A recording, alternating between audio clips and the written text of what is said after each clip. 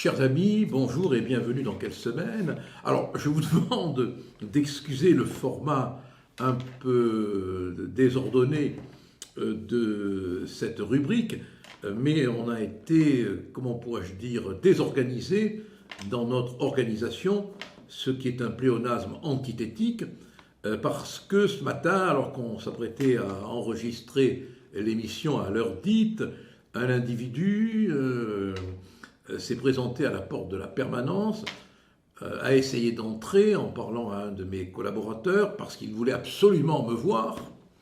Mon collaborateur lui a dit que j'étais en rendez-vous et que je ne pouvais pas recevoir. L'individu a tenu des propos un peu incohérents sur fond d'agressivité et le collaborateur a cru bon, je le félicite, de fermer la porte. À ce moment-là, l'individu a donné un violent coup de poing dans une vitre épaisse qui a éclaté. Le bruit a provoqué bien évidemment la descente jusqu'à la porte de mes collaborateurs et des personnes présentes au nombre de 6, ce qui a eu pour effet de faire reculer l'agresseur. On a eu le temps de le prendre en photo et la gendarmerie prévenue est intervenue, il faut le reconnaître, très très rapidement, en quelques minutes, et les gendarmes ont pu appréhender l'individu. Pour l'instant, je n'en sais pas plus. Pourquoi voulait-il me voir? Avait-il l'intention d'être aimable ou désagréable? Je n'en sais rien. En tout cas, je préfère qu'il ait eu affaire à la vitre qu'à moi. Donc cela a eu pour effet de nous retarder. Au passage, je remercie bien évidemment les gendarmes, le colonel de gendarmerie, le préfet, et toutes les personnes qui se sont immédiatement mobilisées pour nous venir en aide et pour appréhender l'individu. Voilà, bon, c'est la vie d'aujourd'hui, on n'y peut rien, c'est comme ça, il faut rester optimiste et garder le cap. Alors, quelle semaine? D'abord et avant tout, bien sûr, nous allons parler de la liberté d'expression. Et ce, d'autant plus volontiers que je reçois demain, dans le cadre d'une association Alternative France, Jean Messia qui va nous parler de la liberté d'expression. Yona, vous savez, c'est cette jeune femme qui appartient au mouvement très décrié par l'extrême gauche, le mouvement Némésis, qui a été placée en garde à vue pour motif pénal d'incitation à la haine raciale, parce que lors du carnaval de Besançon, elle avait brandi une pancarte que je vous invite à regarder bien évidemment. La voilà, vous la regardez, vous la voyez, vous pouvez comme moi constater qu'il y a marqué sur la pancarte « Violeur étranger, dehors ». Alors, pour avoir exhibé cette pancarte, elle fait l'objet d'une plainte déposée par Madame le maire de Besançon au motif de provocation à la haine, violence à l'égard d'un groupe de personnes en raison de l'origine ou prétendue de la race. Voilà, c'est le terme très exact de l'incrimination. Alors je vous demande de réfléchir avec moi. Est-ce que quand vous regardez cette pancarte, violeur étranger dehors, vous avez l'impression qu'il y a une incitation à la haine? D'abord et avant tout, c'est prévu par la loi qu'un étranger qui commet une infraction soit expulsé, même si on n'arrive pas à exécuter l'expulsion. Cela s'appelle une OQTF, et je ne pense pas que dans l'obligation de quitter le territoire français, il y ait une incitation à la haine raciale. Je ne pense pas que les préfets qui exécutent les OQTF commettent des incitations. Et puis, ordonner l'expulsion ne peut concerner qu'un étranger. Donc il ne peut pas y avoir, dans le fait de dire dehors, une quelconque comportement incitatif à la haine. En quoi serait-il haineux de dire si un violeur russe, chinois, américain, argentin, marocain, algérien, que sais-je, commet un crime ou un délit, il faut l'expulser. La maire de Besançon exprime finalement, d'une manière subliminale, une sorte de racisme en sens inverse, parce qu'elle lit dans la pancarte des choses qui n'y sont pas. Et voilà pourquoi,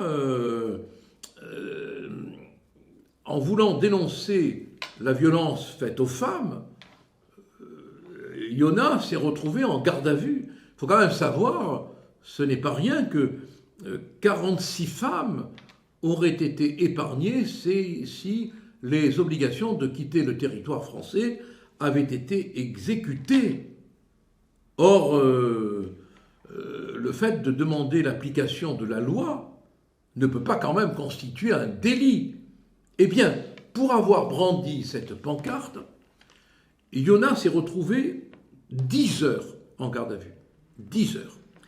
Et elle a subi une fouille de son téléphone, ce qui est une intrusion dans sa vie privée, et ce qui est un moyen aussi entre nous de mieux connaître le mouvement Némésis.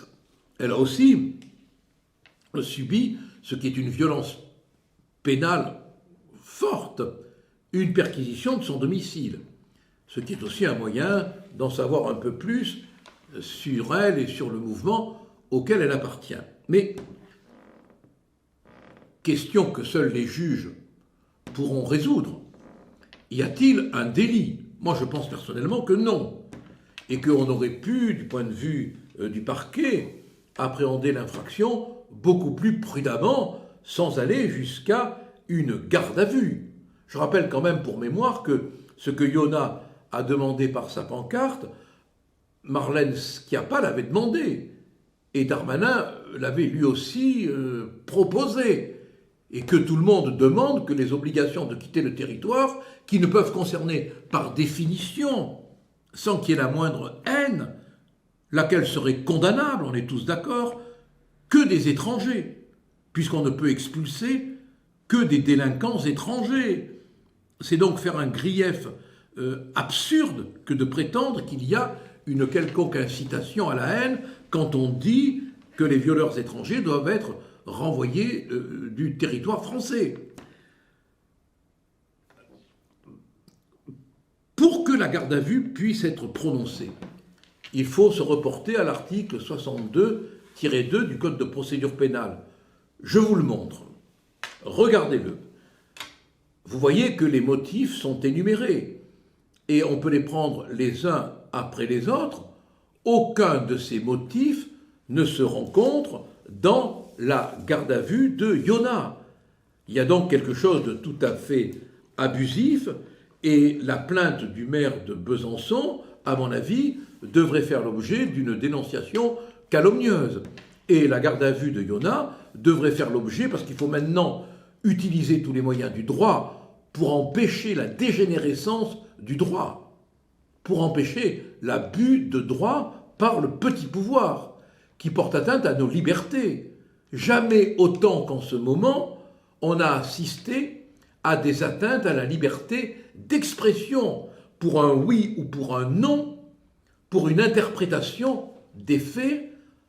Un individu, homme, femme, jeune ou vieux, est placé en garde à vue, alors que la garde à vue est un instrument coercitif réglementé, et que le policier officier de police judiciaire peut la prononcer pour 24 heures, et le procureur de la République pour 48 heures, et après pour des durées beaucoup plus longues, mais là on entre dans des délits qui justifient absolument la garde à vue, voire même des crimes.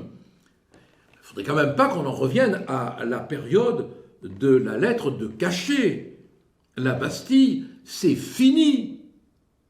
Il ne faudrait pas qu'on nous reconstruise des petites Bastilles sous couvert de garde à vue. Alors quand on interroge la maire de Besançon, qui est une maire écolo, sauf erreur de ma part, elle est un peu à la tête d'une coalition de gauche, elle explique notamment chez Berkoff qu'elle a déposé plainte parce que Yona et le mouvement Némésis, mais là c'est Yona qui est concerné, hein, veulent alimenter la haine contre les migrants. Moi j'ai entendu la mairesse chez Berkoff dire qu'elle défend la liberté, l'égalité et la fraternité. Mais on défend tous, Madame la maire, la liberté, l'égalité et la fraternité. La liberté, c'est d'abord de pouvoir dire ce que la loi permet de dire. Or, la loi permet de dire qu'il faut appliquer les OQTF. L'égalité, c'est qu'on ne voit pas des individus ne pas aller en garde à vue quand ils brandissent des pancartes insultant les policiers. Alors qu'on voit une militante demander l'application des OQTF se retrouver en garde à vue. Et la fraternité, c'est qu'on protège nos frères et nos sœurs de patrie quand ils sont agressés, en évitant que la récidive se produise et en obtenant que les OQTF qui ne soient pas appliqués le soient. Et quand vous dites, Madame la maire, on ne peut accepter que les étrangers servent de bouc émissaire à toutes les crises que nous traversons, mais où vous le voyez, le bouc dit émissaire, dans une pancarte qui demande simplement qu'on protège les femmes des agressions? Où vous le voyez? La vérité, c'est que vous faites de la politique à la tête de votre coalition d'extrême gauche qui vous a permis d'être élu avec 43% des voix dans une triangulaire parce que la République en marche s'est maintenue. Alors quand même qu'on cesse d'utiliser les instruments de coercition qui sont faits pour les vrais délinquants en les appliquant à des militants qui ne font qu'exercer leur liberté d'expression. Pendant qu'on met Yona en garde à vue, bon, c'est pas forcément pendant, mais c'est une temporalité, vous l'avez compris, symbolique. Pendant que l'on met Yona en garde à vue, ben moi, j'ose dire que la charia gagne du terrain. Oui, le terme peut paraître un peu fort, mais il convient à une réalité criminologique, sociologique, qu'on observe dans une succession de faits qui ne sont pas des faits divers, qui sont des faits significatifs d'un état de bascule de la société. Samara, 14 ans, ou 15 ans, selon les journaux, elle a 14 ans ou elle a 15 ans, a été agressée devant son collège à Montpellier, pas loin de l'endroit dont je vous parle, dans l'Hérault, le 4 avril. Elle a été passée à tabac, elle a fait, sauf erreur de ma part, une hémorragie cérébrale, elle est entrée un temps dans le coma, puis fort heureusement, elle en est sortie. On a entendu sa mère. Alors là, on a affaire à un moment paradoxal. Sa mère qui, dans un premier temps, sans qu'on ne lui demande rien, a déclaré que on aurait vraiment traité sa fille de mécréante, qu'il y avait derrière les violences un motif subliminal, je dis cela pour être très prudent, religieux, qu'on lui aurait reproché à sa fille toujours d'être européanisée, d'avoir les cheveux teints en rouge, d'avoir un mode de vie européen. Voilà, elle l'a dit la mère. On l'a entendu. Et puis un peu plus tard, je crois que c'était chez Hanouna, au confessionnal, hein, chez Hanouna, la mère est revenue un peu en arrière. Elle a lu un texte disant que sa fille était une bonne musulmane, qu'elle faisait le ramadan, qu'elle faisait ses prières. Bon, on a eu du mal à comprendre ce revirement. Et puis, on a entendu plus tard Mila, qui a été victime, vous le savez, de cyberharcèlement massif et de menaces de mort, raconter que lorsqu'elle avait dû passer chez Quotidien, chez Barthès, on lui avait demandé de dire qu'elle était désolée pour les personnes qu'elle aurait pu offenser. Sic, c'est exactement ce qu'elle a dit. Bon, donc, on peut se poser des questions sur le correctif apporté par la mère. Mais quand même, c'est très angoissant de voir qu'une jeune femme, une jeune fille de 14-15 ans, Samara, peut être maltraitée parce qu'elle a un comportement européanisé et de voir sa mère ensuite devoir faire marche arrière.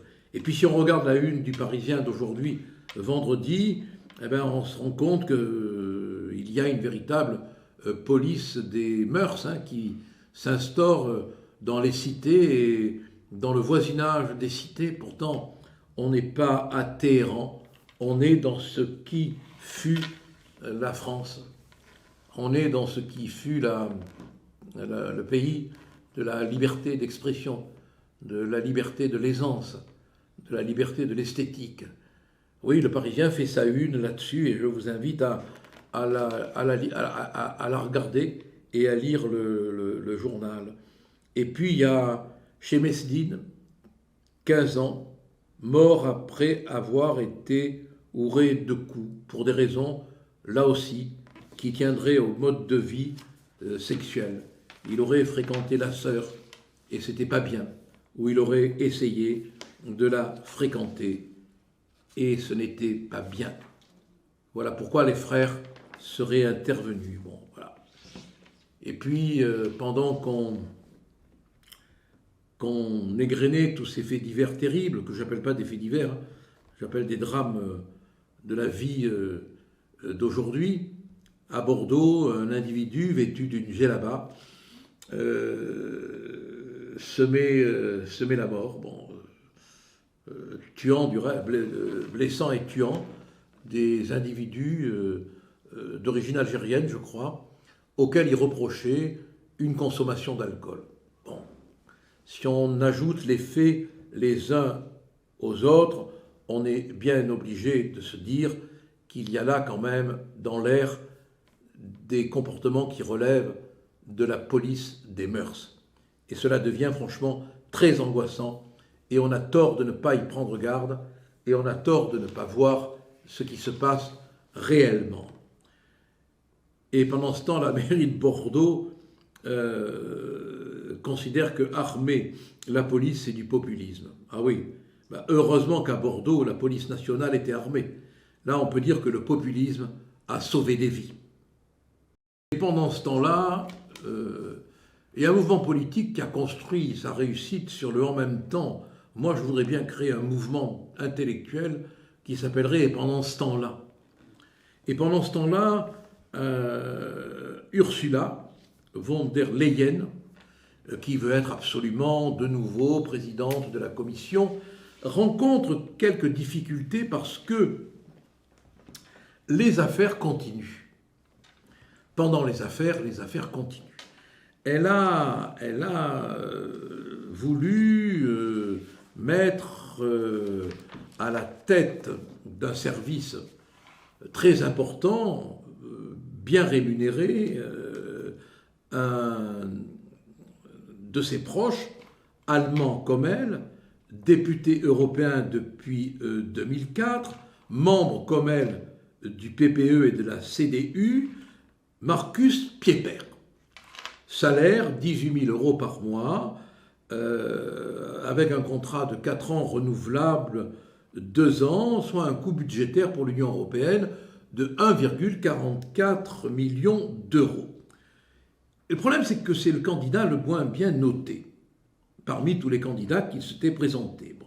Les autres avaient obtenu une bien meilleure note, seulement celui-là a été choisi par Ursula parce que pour occuper ce poste, encore un poste, comme il y en a plein à l'Union européenne, qui ne sert pas à grand-chose, mais qui sert finalement à obtenir des rémunérations, les députés ont manifesté leur mécontentement. Ils ont dit on n'est pas d'accord pour que ce poste soit attribué à ce candidat. Et on en est là, quoi. Il y a une fronde véritablement au sein de l'Union européenne contre Ursula von der Leyen qui se manifeste par la contestation de ce candidat. Alors, jusqu'où cela va-t-il aller ? Vous savez qu'il y a des enquêtes en cours concernant les fameux SMS, j'ai bien dit, et notamment aussi le contrat avec Pfizer. Bon, on va voir où tout cela va nous amener, mais franchement, autrefois Shakespeare disait il y a quelque chose de pourri dans le royaume du Danemark, aujourd'hui on pourrait dire, le paraphrasant, il y a quelque chose de pourri dans le royaume d'Ursula von der Leyen. Alors chers amis, voilà, cette semaine se termine, on s'approche de plus en plus des élections européennes. La semaine prochaine, je pense qu'on sera amené à aborder, bien évidemment, d'autres sujets. Merci de tous les renseignements que vous nous envoyez. Merci de nous contacter. Et pour que nous soyons de plus en plus nombreux à faire entendre notre ras-le-bol, notre mot d'ordre, il y en a marre, appuyez sur la petite clochette pour nous rejoindre. Merci et à la semaine prochaine.